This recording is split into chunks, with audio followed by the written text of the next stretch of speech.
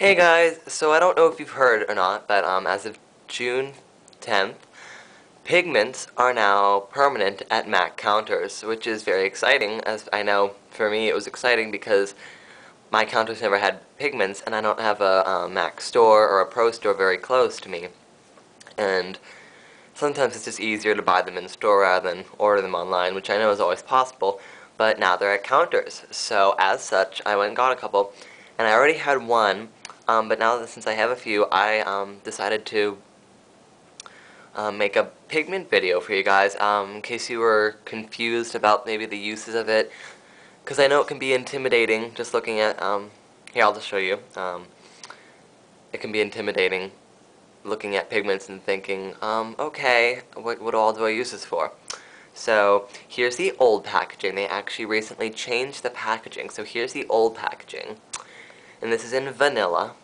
Wonderful. And so as you can see, you know, it's a pretty big jar, and it has like a solid top. And when you open it up, there's like a little plastic divider thing. You can open that up, and there's the pigment there. Can you see that? Just like a loose color powder, and with these plastic top things on it, some of the pigment collects on there, so you can sometimes just use it off of there instead of having to, you know, actually dip into the pigment itself. So that's the old packaging. This is the only pigment I have from that. I ordered this from the website a long time ago. So I like that packaging better, but here's the new packaging, which actually, if you go to the counters now and buy them since they're not permanent, this is what they'll be in, unfortunately. So there's the new packaging. As you can see, it's a lot smaller. Look at that. Look at that. And the lid is actually like the softer kind of MAC plastic, and instead of twisting all the way, you just twist it once and it like comes right off. And the plastic thing, like the divider thing, is actually like below. It's not, you can't just lift it like this. There's like a little plastic tab, and you kind of have to like dig your nail under and lift it up like that. It's kind of a pain. I'm always afraid that I'm just gonna like, this thing's gonna fly off when I like dig my nail under. So there's the color there. So yeah, and you get 4.5 grams in the new packaging, and you used to get, what is it, 7.5. So that's like 3 grams. That's like that's a big amount difference. So, and it's the same price. They're both $19.50. So if you can find any in the old packaging, I definitely recommend getting those. But if not, I mean, they last a long time. It's probably going to be very difficult to go through these unless you just use it every single day for every single use ever. So they do last a long time, but I don't know. I liked the old packaging better, and you got a lot more product. So Melon, this is Melon. That's actually one of the ones that I got, the newer ones. I mean, this has been permanent for a while, but I just got that. And then the second one I got is Magenta Madness. Do you see that? Oh my goodness. Oh my goodness. This is like a bright pink magenta color. It's actually classified as a neon color, and it is actually not recommended for the eye area, which is unfortunate, but I don't know. I may try it anyway. But whatever. Don't listen to me.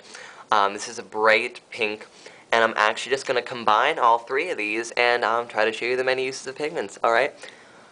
Okay, so I guess I'm going to just kind of do like a whole face look and try to use pigments in as many ways as I can, and try to show you guys what I've come up with, or what I've learned from other people. I'm not saying all these are my ideas. Some of these I've seen other YouTubers do, and I just tried it myself and wanted to share it, and other ones I just thought of myself.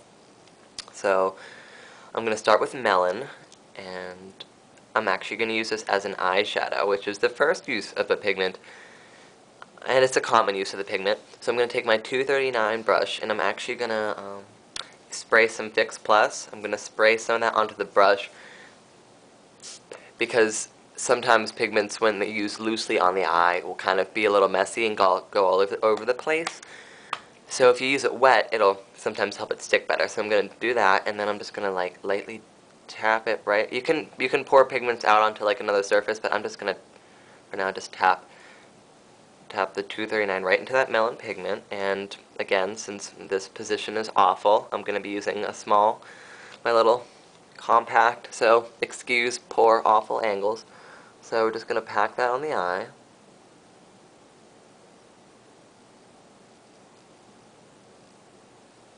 Just like that. Boom. Simple. Like, done. And Melon is just this really, like, peachy golden color. I guess you could call it melony, but I just see peachy gold. And there's the color there. So we're just going to take a little bit more for the other eye.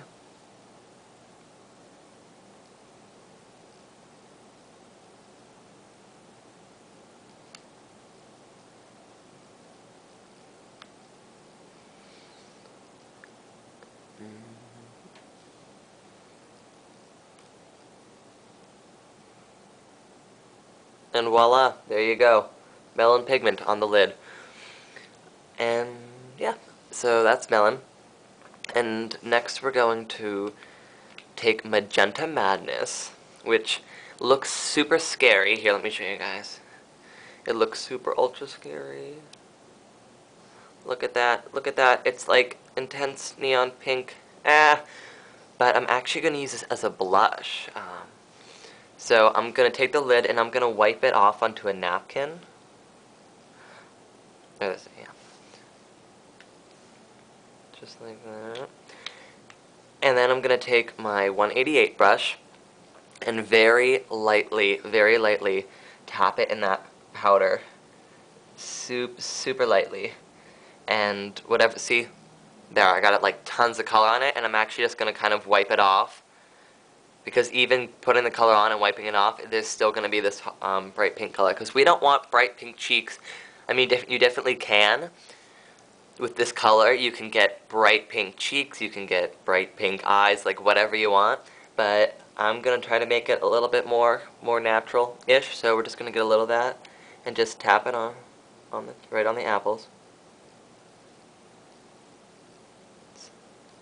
See that?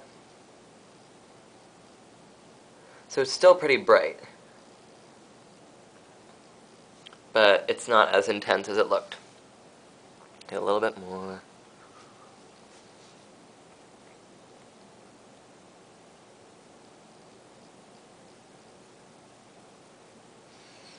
Yeah. This side is definitely more what I was going for. This side's a little bit bright.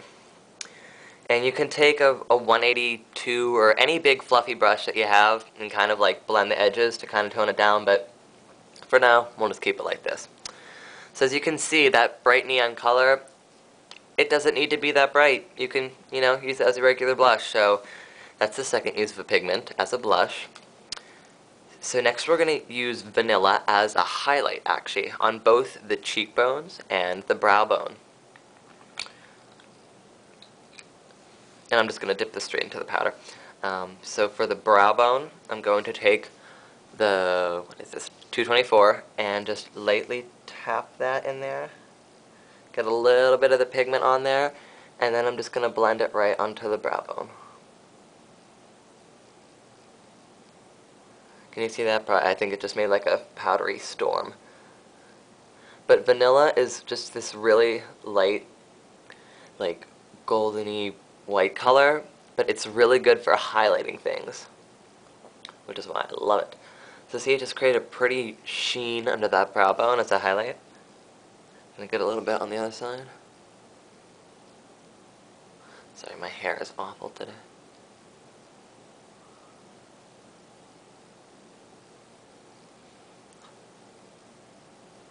Yeah, can't see as much on that eye. But you get the idea. So it highlights, and then we're going to use the same brush that we used for the blush, the 188. Tap that a little bit in there. And put that right on the cheekbone.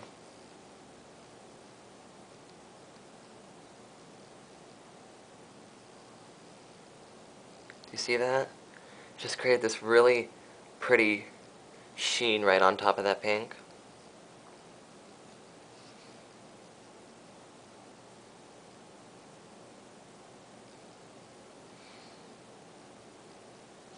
Yeah. So there you go, there's another use of the pigment as a highlight. So you could use that with any lighter color. You could also contour, which I can't really demonstrate today, I don't really have any dark colors, but I'm sure you could just use a darker color, do the same thing, but like in any hollows, or contour the nose, contour whatever you want.